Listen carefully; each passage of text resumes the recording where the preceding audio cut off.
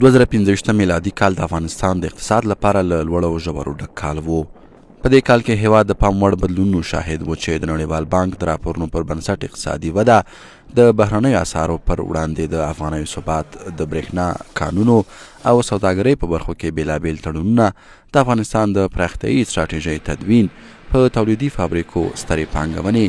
او د اقتصادي چارواکو د ډیپلوماټیکو سفرونو پراختیا پکې شامل دي.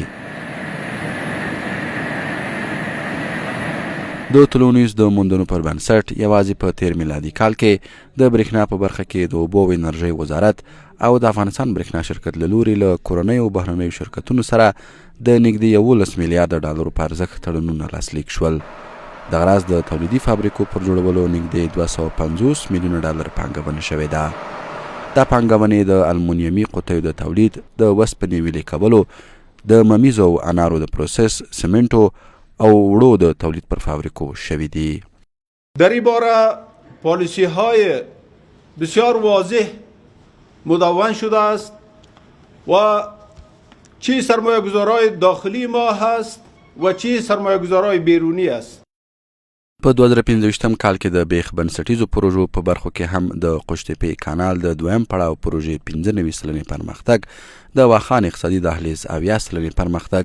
د ټاپي پروژې د مسیر جوړونې 80 سلنې پرمختګ، د کاسازر پروژې بیرته پیلېدو، د 15 نورو کلونو لپاره د میساینک تړون غځېدو، د تخار د سرو زرو کان د استخراج رسمي پیلېدو، د افغان ترانس پروژې د امکان سنجۍ د مطالعاتو د تړون لاسلیک او د ترانسپورت او انرژۍ په برخو کې یو شمېر مهمو پروژو ته اشاره کولی شو. دغه راز په دې کال کې د کابل ښاروالۍ لوري په کابل ښار کې 315 پروژې پلان شوي چې تر اوسه یې 120 پروژې بشپړې شوي او 215 نورې پروژې د پلي کېدو په حال کې دي. اسلامی امارت کوشش دا ده خصوصا د قانون او پټرولیم وزارت چې هر څومره ژر دغه پروژه تطبیق سي، هغه لومړی پاز تر هرات پورې رسول دي. دغه وروسته به نورو سیمو ته لکه کندهار ته او دغسې مخته که د پاکستان له لارې هند ته ځي، هغه چون د نورو هېوادو سره ربط لري، کومه چې د افغانستان مربوط ده په هغې کې متحده او ژمن ده او هر څومره زر چې کېږدی چې دا تکمیل کړي. دغه راز په دې کال کې د سوداګرۍ او ترانزیت په برخه کې له ګاونډیو او سیمه ییزو هیوادونو سره د اقتصادي اړیکو د پراختیا لپاره هڅې زیاتې شوي او سوداګریزو پلاویو د پانګونې د جذب، د صادراتو د زیاتولو او د ترانزیتي لارو د اسانولو په موخه د منځنۍ اسیا هیوادونو چین، روسیې، ایران، پاکستان او هند ته سفرونه وکړل او د نورو هیوادونو سوداګریز پلاوی هم افغانستان ته راغلل. تجارت ما که با کشورهای پاکستان و هندوستان داشتیم یک سلسله مشکلات روبرو شد و ما خواستیم که راههای مسیرهای جدیدی را به خاطر افزایش تجارت و ترانزیت ما از راه چابهار داشته باشیم. هغه څه چې د هیواد بهرنۍ سوداګري له جدي ستونزو سره مخ کړه، له پاکستان سره د پوځي نښتو له امله د سوداګرۍ او ترانزیت درېدل وو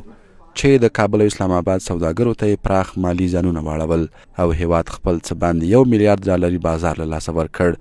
خو اسلامي امارت په جواب کې بدلي لارو ته مخه کړه او د هیواد له سوداګرو هم وغوښتل چې د سوداګرۍ لپاره د پاکستان پر ځای نور هیوادونه ولټوي. که دا د میوو په موسمیاتو کې وه، پر یوه حال به دا لاره وي،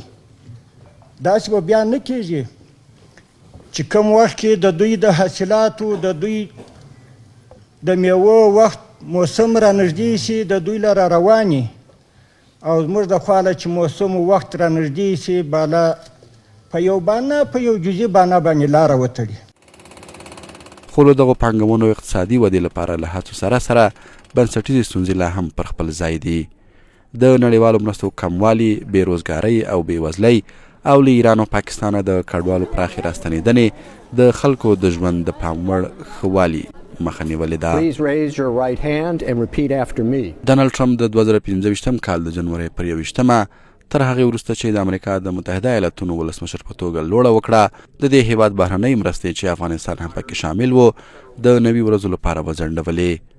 وروسته د امریکا د بهرنیو چارو وزارت په یو فرمان کې اعلان وکړ چې افغانستان او یمن ته د دغه هیواد خوراکي مرستې په بشپړه توګه بندې شوې. دغه کار د امریکا په مرستو پورې تړلو بنسټونو ته پراخې پایلې لرلې. داسې چې یو شمېر بهرنیو بنسټونو د بشري مرستو او روغتیا په ګډون په ځینو برخو کې خپل فعالیتونه وځنډول. وزارت اقتصاد امارت اسلامی از همه کشورها از جمله از ایالات متحده آمریکا می‌خواهد که کمک‌های بشردوستانه را سیاسی نسازد و دارایی مردم افغانستان هر چه زودتر آزاد بسازد. د ملګرو ملتونو د وروستي راپور له مخې افغانستان له سودان او یمن وروسته دریم هیواد دی چې بشري مرستو ته سخت اړتیا لري او اټکل کیږي چې